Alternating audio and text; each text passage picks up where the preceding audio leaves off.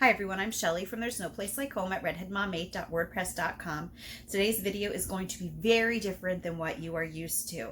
I've had a few requests where people have asked me to just share me preparing a meal for my family, so I decided that I'm going to do that today because what I'm making is pretty straightforward and it's something that I'm not going to get too distracted by if I'm filming. So if you do hear some background noise, just keep in mind that this is actually just dinner time in my house, so you know the TV's on and the kids are playing around upstairs, and this is just, a glimpse into my everyday life.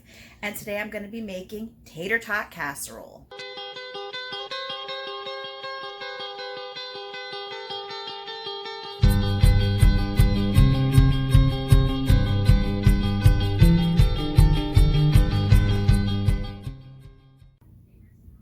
Okay, so let me just tell you first of all that I have really, really picky eaters, and it is probably going to ever be impossible for me to find a meal that every single one of my kids likes. But tater tot casserole comes pretty darn close to it. Now, the thing is that my daughter with Crohn's disease cannot partake in tater tot casserole because she should not have the dairy that's in it. So usually what I end up doing with her on days that she can't have what we're having is she will usually keep something like gluten-free chicken nuggets or something along those lines that she can have as a substitute for whatever we're having. But so let me just explain to you first of all where I got this from. I got this recipe from years ago. Someone from my church cooked a meal for me because I had just had one of the babies. It might have been Luke, my 11-year-old. So she brought a meal to the house and it was tater tot casserole. And we thought it was so delicious that I asked her for the recipe.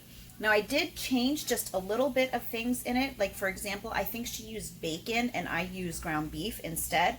But for the most part, I have kept it true to the recipe that she has given to me. And it has just been a staple in our family that, yeah, we really do enjoy this all together. It's inexpensive and it's easy to make. So, all right, first of all you need to do is you want to start out with about a pound of ground beef. This is probably about 1.25 pounds of ground beef, and you just want to cook that, brown the beef. Now, I used to make 2 pounds of beef, and I would actually double the recipe for the tater tot casserole. But my 19-year-old son, he actually moved out maybe about a month ago. He moved in with his older brother and sister. So now my 3 oldest are all living together, and so I don't have to make as much anymore because my 19-year-old son loved tater tot casserole. So I pretty much had to make another batch just for him. He would eat like half of another batch. Plus, my 17-year-old daughter is not home today. Since we're on break, she's at her friend's house. So she won't be home, so we won't be needing as much. So we are only making 1 batch today, which, like I said, is just one pound of ground beef. And I'm using a little bit just because, it kind of reduces as you're cooking it. And I do have the oven preheating to 400 degrees because that's what we're going to be baking it at when everything is ready. Okay, so now I finished browning the meat and I just drained all of the juices out of it. And so next I'm just going to use a can of cream of chicken soup. That's right, cream of chicken. At first when I got the recipe I thought it was strange to use cream of chicken soup with ground beef, but no, it actually tastes really good. So 1 can of cream of chicken soup, and then you use about 1 cup of sour cream. Now I only have a 16-ounce pack of the sour cream here. I just realized that I don't have a spoon out.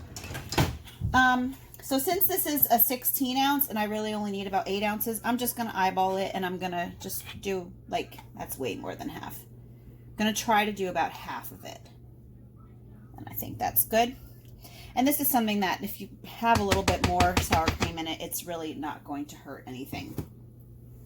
And then you just mix this together.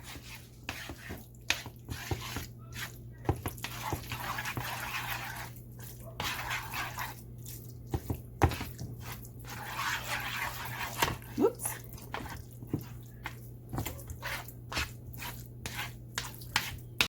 All right, so now I've added the meat mixture into the tater tots, and I'm just going to try to get them all coated. This is the trickiest part when it comes to making the tater tot casserole because I always make a huge mess and I get tater tots like all over the table or the counter, wherever I'm mixing it at.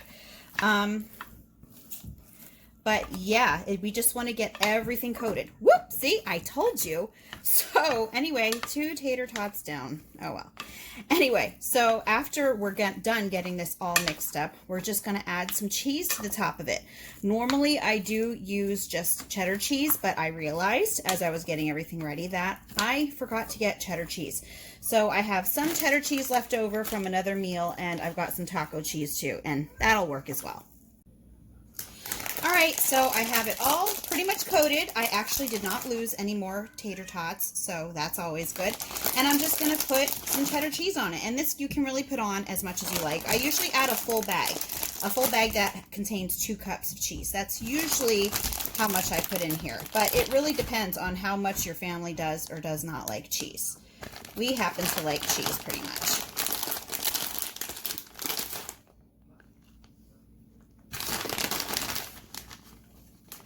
This actually is looking pretty cheesy, so I think that I'm going to add just a little bit of the leftover taco cheese that I had. Ooh, this actually smells really good. This might add a little zest to it that we don't normally have. So looking forward to tasting what the difference is. All right, so as you can see, I just have it cooking in the oven for now. And like I said, it's going to be about 20 minutes, and then I'll show you what it looks like when it's all ready. Okay, so I just pulled the tater tot casserole out of the oven. I actually ended up leaving it in closer to 30 minutes just because we don't like our tater tots undercooked. We would actually have them a little overcooked instead. So I just want to show you what this looks like inside. And as you can see, once this gets mixed together, it's all gonna just be blended together. And you know, tater tot casserole doesn't look like much, but it is so delicious. Anyway, that's all that I have for you today. If you like this video, give it a thumbs up. If you haven't subscribed yet and would like to hear more of what I have to say, I would love if you would do that. If you have any questions or comments, you can leave one over on Instagram because YouTube disabled my comments. And if you like my work and would like to check out my Patreon page, I will leave a link in the description box for that as well. And I hope you have a great